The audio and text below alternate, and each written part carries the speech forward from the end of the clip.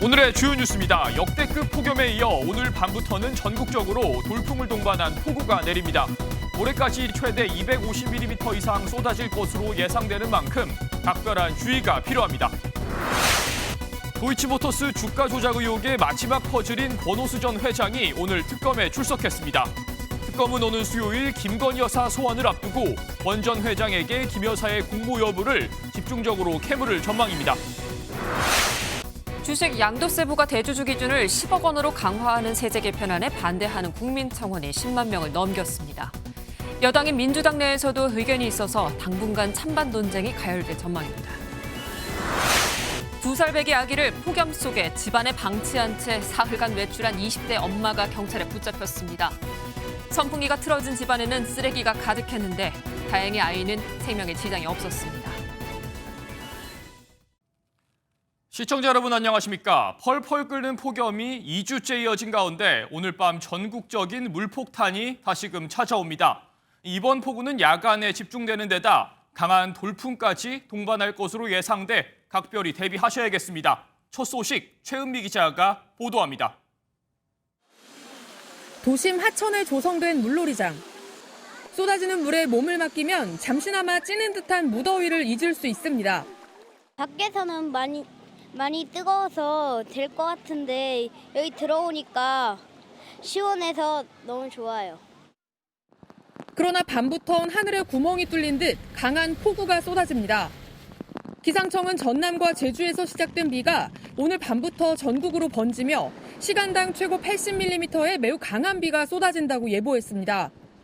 시간당 강수량이 50mm를 넘으면 도로 곳곳에 물이 차오르고 70mm를 넘으면 지대가 낮은 지역부터 침수됩니다. 기상청은 폭우가 야간 시간에 집중되는 만큼 철저한 대비를 당부했습니다. 이런 하천은 폭우가 쏟아지면 순식간에 침수될 수 있어 매우 위험합니다. 실제로 이곳 도림천은 2주 전 폭우가 쏟아질 때 하천 수위가 순식간에 2.5m까지 불어나면서 아찔한 상황을 연출했습니다. 오늘부터 5일까지 예상 강수량은 전남과 경남 해안 지역 최대 250mm 이상, 수도권과 충청권, 전북, 제주에 150mm 이상, 강원과 충북, 경북 내륙에 100mm 이상입니다. 서해상에 위치한 저기압이 북동진하면서 서쪽 지역을 중심으로는 오늘 밤부터 내일 오전까지, 그리고 동쪽 지역의 경우에는 내일 오후까지 시간당 50에서 80mm 정도의 매우 강한 비가 내리는 동안에는 폭염이 잠시 가시겠지만 비가 그치면 다시 무더위가 시작됩니다. MBN 뉴스 최은미입니다. 보신 것처럼 오늘 밤 또다시 큰 비가 예보돼 비상입니다. 남부지방을 시작으로 전국으로 확대되고 있는데 이 시각 남부 상황이 어떤지 취재기자 연결해 알아보겠습니다. 네, 정치윤 기자, 현재 비는 얼마나 내리고 있습니까? 네, 저는 광주 시내를 흐르는 광주천과 영산강이 합류하는 지점인 광주 극락교에 나와 있습니다. 이 간간히 내리던 비는 오후 들어서 빗방울이 굵어지다가 지금은 천둥번개를 동반한 세찬비가 되어서 내리고 있습니다. 이 오전만 해도 폭염경보가 내려질 정도로 더웠지만 지금은 빗방울이 굵어지면서 호우주의보로 날씨가 급변했습니다. 현재 영산강 전역에 홍수특보는 내려져 있지 않지만 점차 빗물이 유입되면서 수위가 올라가고 있는 모습을 볼 수 있습니다. 2주 전인 지난달 17일 이곳 극락교에는 홍수경보가 내려졌었는데요. 오늘처럼 수위가 낮다가 불과 몇 시간 만에 홍수위까지 차올랐습니다. 현재 내리는 비로는 위험한 상황으로 가진 않겠지만 문제는 극한 호우입니다. 오늘 밤 사이 지역에 따라 시간당 최고 80mm가 넘는 이른바 괴물폭우가 또 쏟아질 가능성이 있습니다. 잠시 뒤 8시를 기해 광주와 전남 전역과 충남 전북 서해안에 호우특보가, 흑산도와 홍도에는 강풍경보가 내려졌습니다. 네, 광주를 비롯해서 남부지방은 앞서 큰 수해를 입었는데 추가 폭우에 더 취약하지 않겠습니까? 네, 그렇습니다. 지난 17일 광주에 내린 그 이른바 괴물폭우로 광주 시내 전역이 잠기는 등 큰 피해가 속출했었는데요. 이 서해상에서 유입된 비구름이 지리산을 넘어가면서 경남 산청에도 큰 비를 뿌렸었죠. 대규모 산사태가 발생해 군 전체에 대피령을 내리기도 했습니다. 이번에도 비슷한 폭우가 또 쏟아질 우려가 있습니다. 지난 비 피해 이후 2주밖에 되지 않았고 복구라 봐야 응급복구 수준에 머물고 있습니다. 이 때문에 큰 비가 쏟아지면 고스란히 추가 피해로 이어질 수밖에 없는 상황입니다. 피해가 우려되는 지역에서는 기상청 예보와 지자체의 재난안전 문자에 귀 기울여 주시고 산사태 위험 지역이나 홍수 우려 지역에서는 절대 접근해서는 안 되겠습니다. 물이 무릎 정도만 차올라도 쉽게 쓸릴 수 있기 때문에 침수가 시작된다면 곧바로 고지대로 대피해야 한다는 것도 명심했으면 좋겠습니다. 지금까지 광주 극락교에서 MBN 뉴스 정춘우입니다. 네, 다음은 특검 관련 소식입니다. 김건희 여사 주가 조작 의혹의 마지막 퍼즐인 권오수 전 도이치모터스 회장이 오늘 특검에 출석해 조사를 받고 있습니다. 이 특검팀이 이번 주 김 여사 소환을 앞두고 조사 준비에 만전을 기하는 모습입니다. 먼저 노하린 기자입니다. 민중기 특별검사팀이 도이치모터스 주가 조작 사건의 핵심 인물인 권오수 전 도이치모터스 회장을 오늘 소환했습니다. 김건희 여사한테 원금 보장이나 수익 배분 약속하셨습니까? 김 여사도 주가 조작 인지하고 있었습니까? 권 전 회장은 2009년부터 2012년까지 통정매매 방식 등으로 도이치모터스 주가를 조작한 혐의로 기소돼 지난 4월 대법원에서 유죄를 확정받았습니다. 특검팀은 이 과정에서 돈을 대는 전주 역할을 한 의혹을 받는 김건희 여사에게 주가 조작 공모 혐의를 적용할 수 있는지 검토하고 있습니다. 다만 권 전 회장이 과거 검찰 조사에서 김 여사의 개입 사실을 부인한 점을 비춰볼 때 김 여사의 공모 관계에 대한 새로운 진술이 나올지는 지켜봐야 합니다. 특검팀은 앞서 서울고검 재수사팀이 확보한 김 여사가 주가 조작을 사전에 알고 있었던 정황이 담긴 녹음 파일 등의 수사 자료도 넘겨받아 검토하고 있습니다. 이날 오후 도이치모터스 주식거래 정황이 포착된 김범수 전 SBS 아나운서도 특검에 출석해 조사를 받았습니다. 특검팀은 의혹의 정점인 김 여사 출석을 앞두고 도이치모터스 사건 관계자들을 잇따라 소환하는 등 막판 수사에 속도를 내고 있습니다. MBN 뉴스 노하린입니다. 김 여사에 대한 첫 소환은 오는 수요일로 예정되어 있습니다. 그리고 윤 전 대통령에 대한 체포영장도 재집행이 될 텐데요. 김건희 특검팀의 수사가 이번 주 정점을 향합니다. 이어서 장덕진 기자입니다. 민중기 특별검사팀이 오는 6일 오전 10시 김건희 여사를 소환해 조사합니다. 지난달 2일 수사를 개시한 지 한 달여 만에 의혹의 정점에 있는 김 여사가 처음으로 출석하는 것입니다. 특검은 법과 원칙에 따라 소환 조사를 진행할 예정입니다. 김 여사는 건진법사 전성배 씨를 통해 통일교 측으로부터 명품 목걸이 등 금품을 수수했다는 의혹과 명태균 공천 개입 의혹 등 16가지에 이르는 의혹을 받고 있습니다. 지금까지 특검팀은 건진법사 청탁 의혹의 핵심 인물인 통일교 전 간부 윤영호 씨를 구속하고 김 여사의 측근인 유경옥, 정지원 행정관 등을 불러 조사하는 등 주변인에 대한 수사에 집중했습니다. 주요 인물에 대한 수사가 이뤄지면서 김 여사 본인을 조사하는 단계까지 나아간 것입니다. 또 특검팀은 오는 7일 윤 전 대통령에 대한 체포영장 기한이 끝나기 전에 다시 체포영장 집행을 시도할 전망입니다. 윤 전 대통령은 지난 1일 특검팀의 인치 시도에 강경하게 불응한 바 있습니다. 하지만 특검팀은 물리력 행사까지 포함해 체포영장을 집행하겠다는 입장으로 서울구치소를 다시 방문해 윤 전 대통령 구인에 나설 것으로 보입니다. MBN 뉴스 장덕진입니다. 네, 이번 주 윤 전 대통령 부부가 동시에 소환될 가능성도 나오고 있는 상황입니다. 관련해서 우종환 법조팀장에게 이야기 들어보도록 하겠습니다. 자, 먼저 예상해 보도록 하죠. 같은 날 동시에 조사를 받을 수도 있는 겁니까? 네, 그 가능성이 있습니다. 왜냐면요, 일단 김건희 여사는 오는 6일 수요일 민중기 특검팀으로 출석하겠다는 입장을 보이고 있습니다. 문제는 윤석열 전 대통령인데요. 이 체포영장 기한이 7일까지입니다. 만약 기한이 끝나는 날 그보다 하루 전인 6일에 특검팀이 영장 재집행에 성공한다면 이 전직 대통령 부부가 같은 날 같은 건물에서 조사를 받는 초유의 상황이 벌어질 수도 있습니다. 이거는 일단 가정이 필요한 상황이고 이제 특검 수사가 한 달째인데 김 여사 소환까지 이뤄진다면 특검 수사가 이제 마무리 단계에 접어들었다. 이렇게 봐도 될까요? 이게 그렇지는 않습니다. 일부 혐의에 한정해서 이게 목표 지점까지 왔냐? 그러면 맞다고 할 수는 있을 텐데요.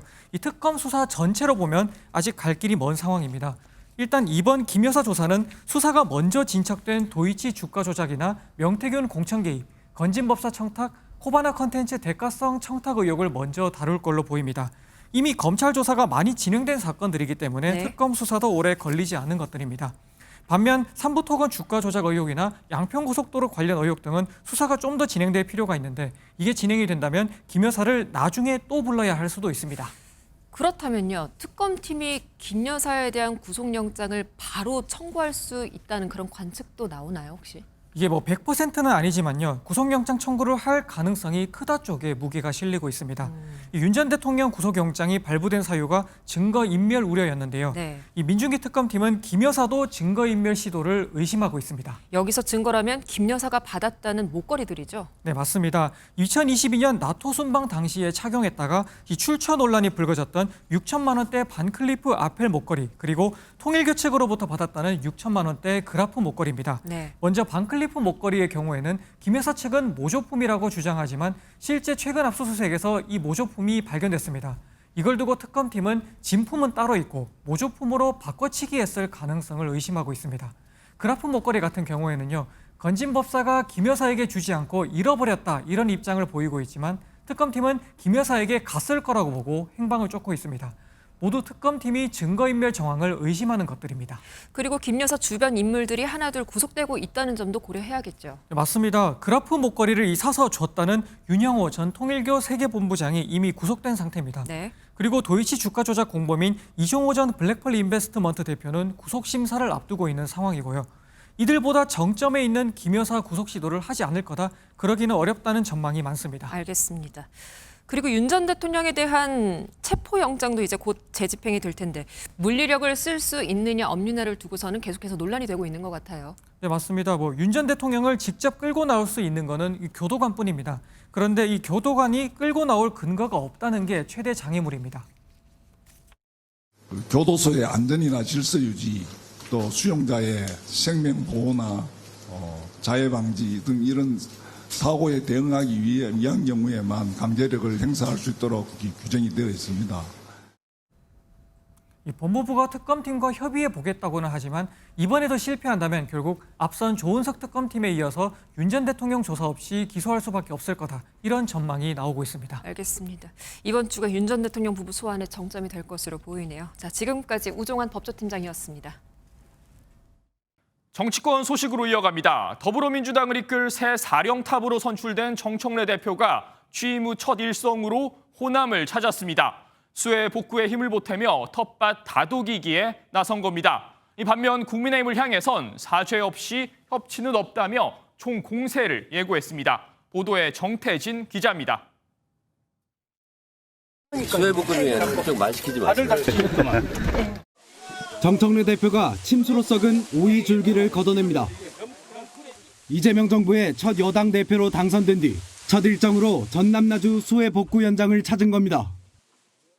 많이 하니까 하나가 뚝딱 끝나네요. 대표님 일을 너무 잘하시네요. 전당대회 시기에도 텃밭 당심에 각별한 공을 들였던 정 대표는 민심이 아픈 곳에서 같이 호흡하고 현안을 정부에 잘 전달하겠다며 호남에 대한 애정을 다시 한번 강조했습니다. 이재명 정부의 또 국정 철학이 특별한 희생에는 특별한 보상이 따라야 된다. 정청래 당대표 체제에서 뭔가 표신하게 호남인들에게 보답을 해야 되겠다. 정 대표는 선출 직후 야당을 협치의 대상으로 삼지 않겠다며 국민의힘의 사과와 반성이 없으면 그들과 악수하지 않을 것이라 내란 척결을 최우선 과제로 제시했습니다. 국민의 명령을 외면한 정당과의 형식적 협치는 더 이상 없습니다. 내란 사태에 대한 책임부터 고백하고 국민 앞에 사죄하십시오. 이런 가운데 정 대표는 핵심 당직인 당 사무총장의 3선 조승래 의원을 정책위 의장에 4선 한정혜 의원을 임명했습니다. 정청래 대표가 국민의힘 위헌정당 해산 심판 청구 가능성을 열어놓는 등 대야 강공을 예고하면서 야당에 대한 압박 수위는 한층 더 높아질 전망입니다. MBN 뉴스 정태진입니다. 취임 이후에도 계속되는 정청래 대표의 강경한 발언에 국민의힘은 크게 반발하고 있습니다. 전당대회 주자들은 앞다퉈 독재 선언이라며 강력한 대여 투쟁을 예고했습니다. 조희로 기자가 보도합니다. 국민의힘은 정청래 더불어민주당 신임 당대표의 발언에 대해 야당에 대한 적개심을 표출한 초유의 여당 대표라고 비판했습니다. 박성훈 국민의힘 수석 대변인은 국정 운영의 한 축인 야당을 적대시하고 악마화하는 공격적인 식의 국민적 우려가 크다고 강조했습니다. 국민의힘 전당대회에 출마한 당대표 후보들도 일제히 비난에 나섰습니다. 김문수 전 장관은 정청래 대표의 민주당이야말로 폭력 극좌 정당이라고 주장했습니다. 민주당이 얼마나 독선, 독재, 독주의 정당인지를 잘 보여주는 대표적 인물이 정청래입니다. 이 대사 관저를 들어가서 반미 방화범, 이 폭력범. 장동혁 의원도 대여 투쟁을 강조하며 민주당이 근거 없는 내란몰이를 하고 있다고 쏘아붙였습니다. 근거 없는 내란 선동, 내란몰이, 그리고 말도 안 되는 정당 해산을 반드시 막아내겠습니다. 이재명 대통령을 재판에 세워야 한다는 것이 국민의 명령입니다.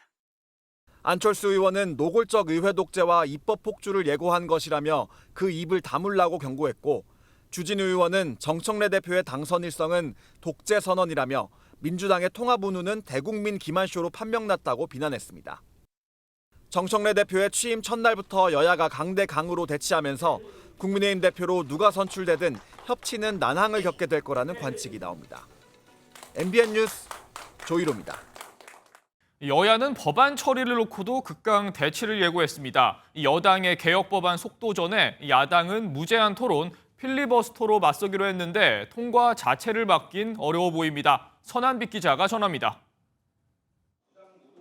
노조법 2조 3조 개정안, 이른바 노란봉투법에 대해 민주당이 강행 처리 방침을 다시 한번 강조했습니다. 민주당은 기자간담회를 열고 불법 파업의 상시화 등 야당이 제기하는 문제점들을 조목조목 반박했습니다. 법안이 통과되면 원청과 하청 간의 책임 구조가 보다 명확해지고 교섭 과정 또한 현실을 반영할 수 있게 됩니다. 민주당은 윤석열 정부 때 거부권이 행사됐던 노란봉투법과 방송 3법, 상법 개정안을 내일 본회의에 상정한다는 방침입니다. 어떤 법안부터 상정할지는 본회의에 앞서 있을 의원총회에서 정하기로 했습니다. 국민의힘은 쟁점 법안들에 대해 무제한 토론을 통한 의사진행 방해, 필리버스터로 맞선다는 계획입니다. 다만 민주당과 범여권 정당을 합치면 필리버스터를 끝낼 수 있는 의석수 180석을 확보하게 됩니다. 필리버스터 무용론에도 불구하고 국민의힘은 국민에게 알리는 차원에서라도 무제한 토론을 하겠다는 전략입니다. 민주당의 입법 폭주와 세금 폭탄은 기업 경쟁력을 갉아먹고 국민 자산을 파괴하며 민생을 혹한기로 몰아넣고 있습니다. 민주당은 국민의힘이 필리버스터로 나올 경우 오는 5일 종료될 7월 임시국회에서 일단 법안 하나를 우선 처리한 후 곧바로 이어질 8월 임시국회에서 나머지 쟁점 법안들을 처리할 것으로 보입니다. MBN 뉴스 선한빛입니다. 세제 개편안 발표 이후 주식시장이 새 정부 출범 이후 최대 하락폭으로 출렁였는데요. 이 대주주 기준 강화에 반대하는 국민청원이 벌써 10만 명을 넘은 가운데 여당 내에서도 갑론을박이 뜨거워지고 있습니다. 주진희 기자가 보도합니다. 주식 양도소득세 과세 대상인 대주주 기준을 현행의 50억 원에서 10억 원 이상으로 강화하는 세제 개편안을 둘러싼 논쟁이 가열되고 있습니다. 국회 국민동의 청원 게시판에는 벌써 10만 명 넘게 동의한 청원 글까지 올라왔습니다. 대주주가 세금을 피하기 위해 연말에 주식을 팔면 그만이고 연말마다 세금 회피용 물량이 나오면 코스피는 우상향할 수 없다고 운을 뗍니다. 주식으로 돈을 많이 번 순번이 아니라 많이 들고 있는 순으로 세금을 내게 되면 국장을 팔고 미장으로 갈 것이라고도 지적합니다.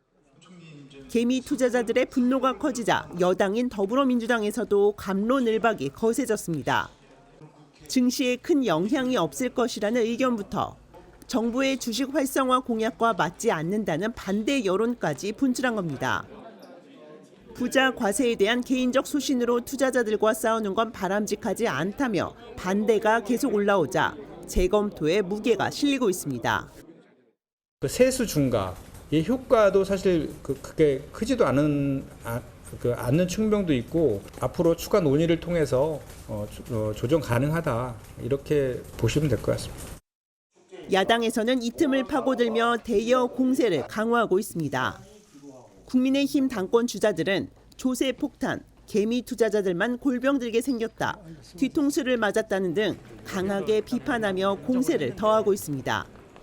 MBN 뉴스 주유진입니다.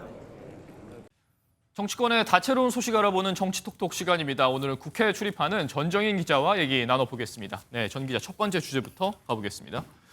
네, 얼마 전에 여성가족부 장관 후보자에 선악마한 강선우 의원입니다. 누가 든든한 울타리가 돼주겠다고 했나 봅니다. 네, 정청래 신임 당대표가 강선우 의원에게 든든한 울타리가 되겠다고 말한 건데요. 네. 정 대표는 어제 전당대회 직후 강 의원과 통화를 한 뒤 이 같은 내용을 자신의 SNS에 올렸습니다.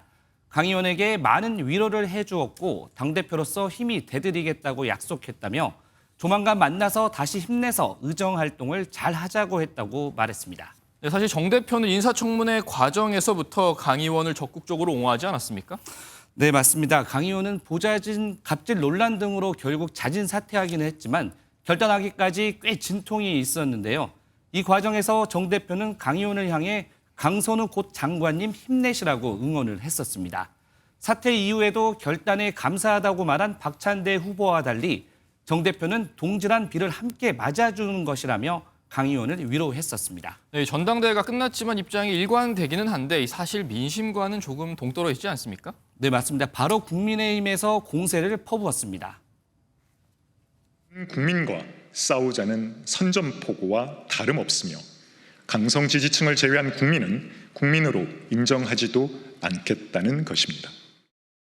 주진우 국민의힘 의원은 이재명 대통령은 강선우를 내쳤지만 정 대표는 끝까지 않을 것이라는 메시지라며 이 대통령과 차별화 전략이 벌써 시작됐다고 꼬집기도 했습니다. 네, 여전히 청문회 이 후폭풍이 계속되는 것 같습니다. 다음 주제로 가보겠습니다. 네, 이번엔 변온 동물인데 이 변온 동물이라면 이 기온에 따라서 체온이 변하는 동물이잖아요. 동물의 왕국도 아니고 무슨 일입니까? 네, 추미애 민주당 의원이 윤석열 전 대통령을 향해 한 말입니다. 네. 지난 1일이죠. 구치소에 수감 중인 윤 전 대통령이 속옷 차림으로 특검팀의 체포영장 집행을 거부했었는데요. 이를 두고 윤 전 대통령 측 변호인단이 체온 조절을 위해 수의를 벗고 있었다고 해명하자 추 의원이 변온동물이냐고 한 겁니다. 특검이 영장을 읽어주면 체온이 올라가고 변호인이 면회실로 불러내면 체온이 내려가는 거냐며 저급한 변명이라고 맹비난했습니다. 네, 사람을 동물에 비유할 정도로 감정의 골이 깊은 모습인데 이 사실 추윤 갈등 정치권의 오래된 얘기 아닙니까? 네, 맞습니다. 문재인 정부 시절 각각 법무부 장관, 검찰총장으로 대립을 했었죠. 네. 5년 전 일인데 당시 추미애 장관이 윤석열 총장을 징계하려 하자 검사들이 집단 반발을 했었습니다. 추 의원은 SNS에 당시 일도 언급했는데요. 그때 그 검사들은 무슨 생각을 할까라며 검사들을 향해 집단 맹성, 그러니까 깊은 반성을 촉구했습니다. 그러면서 정청래 대표의 추석 전 검찰개혁 약속을 믿는다고 덧붙였습니다. 네, 추윤 갈등도 아직도 계속되는 모습입니다. 네. 다음 키워드로 가보겠습니다. 네, 이번엔 단결 대 절연인데 이 국민의힘 전당대회 주자들의 모습입니다. 네, 오늘 국민의힘 당권 주자들의 정견 발표를 들어보는 비전 대회가 있었습니다. 네. 5명의 후보가 각각 자신만의 혁신 방향을 제시하며 지지를 호소했는데요. 김문수, 장동혁, 주진우 후보는 단결에 방점을 찍은 반면 안철수, 조경태 후보는 과거와의 절연을 강조했습니다. 저는 당내 계파도 없고 척진 사람도 없고 신세진 사람도 없습니다. 계파 싸움으로 개헌저지선을 내주면 민주당은 정말 어떤 짓을 할지 모릅니다. 극단 세력과의 절연이 최우선입니다. 윤 전 대통령과 계엄을 숭상하는 극단 세력을 당심으로 심판해야 합니다. 단결이냐 절연이냐 국민의힘이 어떤 선택을 할지 주목됩니다. 네, 국민의힘 내부에서 이 반탄과 찬탄 갈등이 계속되는 모습인데 향후 전당대회도 계속 지켜봐야겠습니다. 여기까지 듣겠습니다. 전정인 기자였습니다. 참으로 숨막히는 더위인데 믿기 힘든 소식이 들어와 있습니다.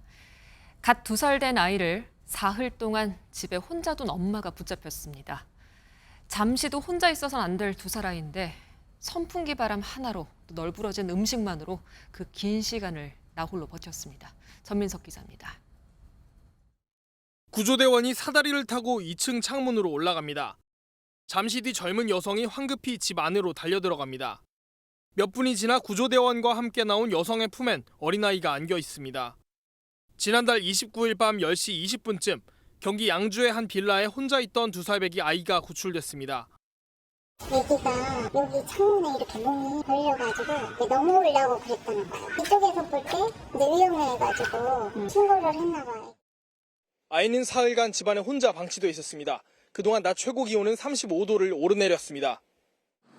구출 당시 집안에 선풍기가 틀어져 있었고 쓰레기가 가득했던 것으로 알려졌습니다. 아이 손이 닿는 곳엔 과자 같은 먹을거리가 놓여 있었습니다. 음식을 제대로 먹지 못한 아이는 건강 상태가 좋지 못했지만 다행히 생명엔 지장이 없었습니다. 경찰은 사흘 동안 외출했다고 진술한 아이 어머니 A씨를 아동 유기방임 혐의로 체포하고 구속영장을 신청했지만 검찰에서 여러 측면을 고려해 기각했습니다. A씨는 이혼 후 아이를 홀로 키우고 있었습니다. 너무 애기 잘 봤어요. 그날 갑자기 그래서 우리도 깜짝 놀랐어요. 평소에 데리고 나와서 잘 놀고 항상 데리고 다니고. 경찰은 A씨와 아이를 분리하고 불구속 상태에서 자세한 사건 경위를 조사하고 있습니다. MBN 뉴스 전민석입니다. 네, 큰 화재 소식도 있습니다. 경북 영천의 화장품 원료 제조 공장에서 폭발 사고가 났는데요. 화학 물질 폭발이 계속되면서 진화에 어려움을 겪고 있다는 소식입니다. 장진철 기자입니다. 검은 연기가 끊임없이 치솟습니다. 붉은 불기둥과 함께 폭발도 이어집니다. 시큰 연기가 멈추지 않고 폭발이 계속 일어나고 있습니다. 멀리 떨어져 있는데 한데 뜨거운 열기가 느껴지고 있습니다. 오늘 낮 12시 40분쯤 경북 영천시 최신공단 내 화장품 원료 제조 공장에서 폭발 사고가 났습니다. 불이 난 공장에는 과산화수소 등 화학물질이 있는 것으로 알려졌습니다. 소방당국은 대응 1단계를 발령하고 진화 작업에 나섰지만 폭발이 계속돼 진화에 어려움을 겪고 있습니다. 이번 사고로 공장 관계자 3명이 중경상을 입어 병원으로 옮겨졌고 1명은 연락이 닿지 않고 있습니다. 영천시는 인근 주민에게 대피하라는 재난 문자를 보냈습니다. 검은 연기가 뿜어져 나오는 시설물에 소방대원들이 물을 뿌립니다. 연기가 치솟는 곳 바로 아래에는 화기엄금이라는 표지판이 붙어 있습니다. 전북 정읍시 북면 3공단 내 바이오 연료 공장에서 불이 난 건 오늘 오전 6시 10분쯤. 이 불로 인명피해는 없었지만 공장과 펌프 등이 타 소방서 추산 3억 2천여만 원의 재산 피해가 났습니다. 또 공장에서 황산이 유출돼 방제 작업을 벌였습니다. 오늘 오전 11시 25분쯤엔 제주시 두도동의 한 하수처리장 공사 현장에서 가스 누출 사고가 발생해 작업자 4명이 중경상을 입었습니다. 소방당국은 미생물 공기 주입 테스트 중에 황화수소가 누출된 것으로 보고 있습니다. MBN 뉴스 장진철입니다. 팔레스타인 무장정파 하마스가 굶주린 인질의 모습을 잇따라 공개하고 있습니다. 가자 지구를 봉쇄한 이스라엘은 물론 국제사회를 압박해 교착 상태에 빠진 휴전협상을 유리하게 끌고 가려는 의도로 보입니다. 강서영 기자입니다. 갈비뼈가 드러날 정도로 마른 남성이 어둡고 좁은 땅굴에 앉아 있습니다. 팔레스타인 무장정파 하마스가 최근 공개한 인질 에비아타르 다비드의 모습입니다. 앞서 지난달 31일에는 또 다른 인질 롬 브라슬라브스키의 굶주린 모습도 공개됐습니다. 이들은 가자 지구에 660일 넘게 억류된 상태입니다. 하마스는 이들의 열악한 상태가 이스라엘의 가자 지구 전면 봉쇄 때문이라고 주장하고 있습니다. 이스라엘의 봉쇄를 비인도적 행위로 부각하고 국제사회의 여론과 이스라엘 정부를 압박하려는 의도로 해석됩니다. 외신들은 지난 2023년 10월 하마스에 납치된 인질 가운데 현재 살아있는 인원은 20명 정도로 추정하고 있습니다. They are on the absolute brink of death.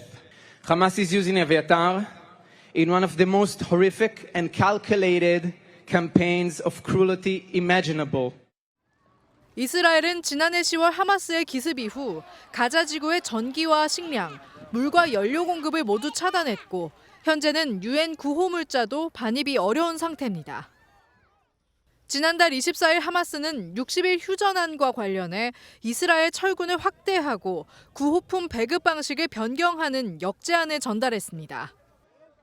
하지만 이스라엘이 하마스에 전열 재정비 시간을 줄 수 있다며 지난달 30일 이를 거부하자 협상은 교착 상태에 빠진 상황입니다.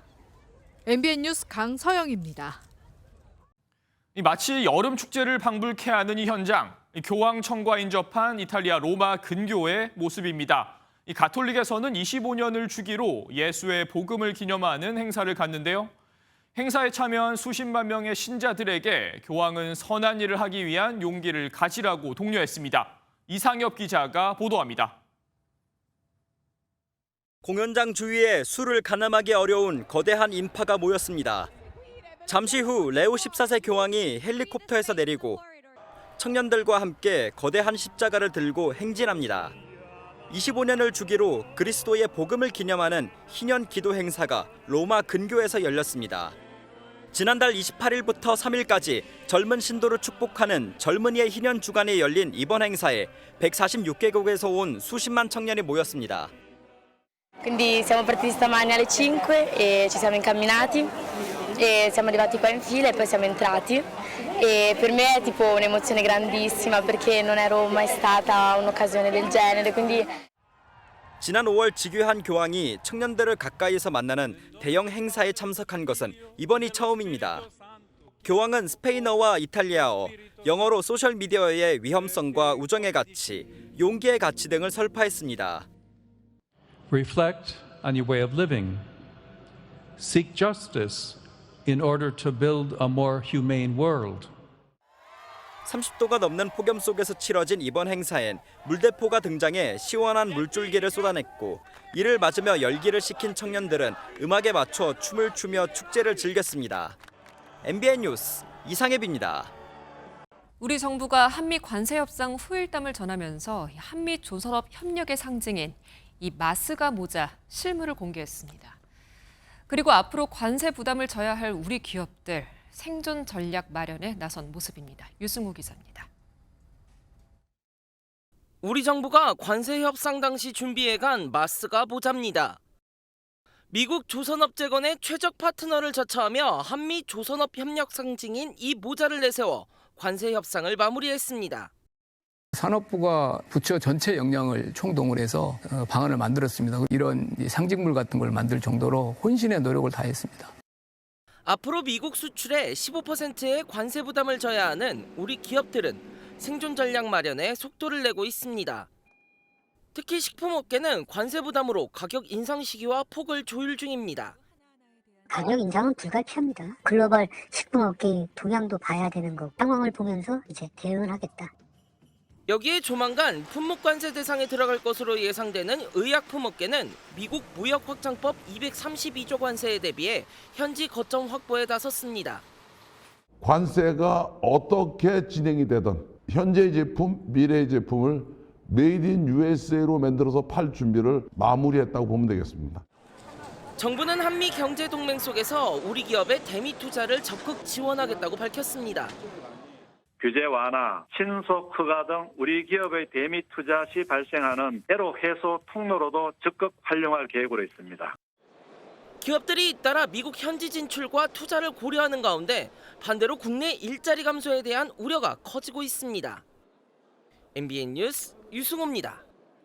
요즘처럼 햇볕이 강하면 태양광 발전이 잘 되겠다 싶은데 패널에 먼지나 분비물이 있으면 그렇지도 않다고 합니다. 관리가 필요한 부분인데 사람 손이 닿기 힘든 곳에는 드론이 해결사가 되어주고 있습니다. 홍지호 기자입니다. 짙은 색이어야 할 태양광 패널 곳곳이 하얗게 변했습니다. 철새들이 배출한 분비물이 떨어져 눌어붙어 버린 겁니다. 저수지 위에 설치된 한 태양광 발전 시설의 모습인데 수상 태양광은 효율은 높지만 먼지나 분비물 청소가 만만치 않습니다. 이런 문제를 해결하려고 저수지 일부 발전소엔 세척 드론이 시범 도입됐습니다. 태양광 패널을 닦으려면 뜨거운 물을 강하게 뿌려야 합니다. 이곳에만 5,000개에 달하는 패널이 있어 사람이 일일이 작업하긴 쉽지 않습니다. 드론이 패널 위를 날아다니며 물을 뿌리자 작은 분비물이 떨어져 나갑니다. 탈이온수를 사용해 환경오염 우려를 줄였습니다. 패널 손상을 최소화할 수도 있고 친환경적으로 오염물질을 제거할 수 있기 때문에 수상 태양광 패널 세척에 적합한 방식이라고 생각해서 실제 드론 세척을 마쳐 깨끗해진 패널은 효율이 1년 전보다 20% 정도 높아지는 것으로 나타났습니다. 농어촌공사는 패널 오염이 심한 곳을 중심으로 세척 드론 투입을 확대하는 것을 검토하고 있습니다. MBN 뉴스 홍지호입니다. 아시아나항공이 대한항공과의 기업 결합 조건으로 정해진 운임 인상 한도를 어기고 더 많은 이득을 취한 것으로 드러났습니다. 아시아나는 잘못을 인정했고요. 이 소비자들에게 바우처 형식이나 특가 판매 형식으로 되돌려주겠다고 밝혔습니다. 노태영 기자입니다. 지난해 말 대한항공과 아시아나항공의 기업 결합이 최종 승인됐습니다. 공정거래위원회는 당시 막강한 시장 지배력을 이유로 요금 인상을 제한하라는 조건을 달았습니다. 코로나19 이전인 2019년 평균 운임에 물가 상승률을 더한 값을 넘기지 않는 수준이었습니다. 하지만 올해 1분기 아시아나항공은 국제선 3개 노선과 국내선 1개 노선에서 이 한도를 넘겼습니다. 특히 인천 바르셀로나 노선의 비즈니스 좌석 운임은 한도보다 28.2%나 높게 책정됐습니다. 이렇게 아시아나항공은 6억 8천만 원의 요금을 더 받았습니다. 최고로 인상 한도를 초과를 많이 한 부분은 이제 45만 원 가량이 됩니다. 그리고 인원수 같은 경우에는 19,923명으로 약 2만여 명이 됩니다. 결국 아시아나항공은 더 받은 요금의 5배에 달하는 고객 보상안을 내놨습니다. 문제가 된 4개 노선 전체 승객에 대해 초과된 운임에 대한 총 10억 원 상당의 바우처를 지급하고 해당 국제 노선에는 7억 7천만 원 규모의 특가 판매를 진행합니다. 또 전체 노선을 대상으로 할인 쿠폰 5만 장을 풀고 일부 인기 노선엔 추가 할인도 약속했습니다. 공정위는 아시아나항공에 역대 최대 규모인 121억 원의 이행 강제금을 부과하고 검찰에 고발하기로 했습니다.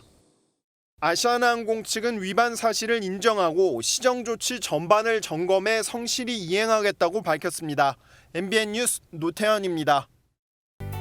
서해상에서 폭우구름대가 몰려와 현재 서쪽 지역을 중심으로 비를 뿌리고 있습니다. 특히 충남 서해안과 호남 지역에는 강한 비가 집중되면서 호우특보가 발효 중입니다.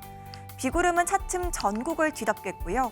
이번에도 취약 시간대인 밤사이 전국 곳곳에 시간당 최고 50에서 80mm의 극한 호우가 쏟아지겠습니다. 피해 없도록 대비 철저히 해주셔야겠습니다. 비는 모레 오전까지 이어지겠고 양도 많겠습니다. 남해안과 지리산 부근에 최고 200에서 250mm 이상, 충남 남부와 전북에 최고 180mm 이상, 서울 등 그 밖의 지역에도 120mm가 넘는 비가 내리겠습니다. 내일 아침 기온은 대부분 25도 안팎으로 시작하겠습니다. 낮 기온은 서울이 30도, 대전 32도, 광주와 대구는 33도가 예상되고요. 습도가 높아서 체감온도는 더 높겠습니다. 비는 화요일 오전에 잠시 그쳤다가 수요일부터 또다시 전국에 강한 비가 예상됩니다. 날씨였습니다.